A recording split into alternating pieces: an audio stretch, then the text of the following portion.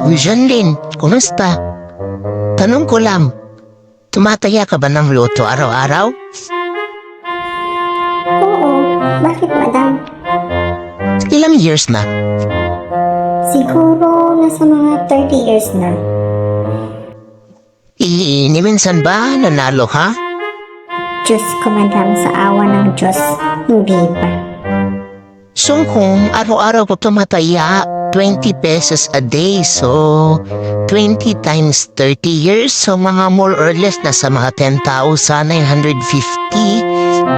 times 20. Di meron ka na sanang 219,000 pesos, mga ganon. Oo, parang ganun na nga, no? Tama ka dyan madam. Di kung inipon mo na lang sana yung mga tinaya mo dyan araw-araw. Ang laki na sana ng pera mo, Day. Nilagay mo sa bangko o di sana may sarili ka ng bahay, di ba? Eh ikaw madam, tumataya ka ba? Hindi. Eh, loko ka rin pala eh. Asan na yung bahay mo?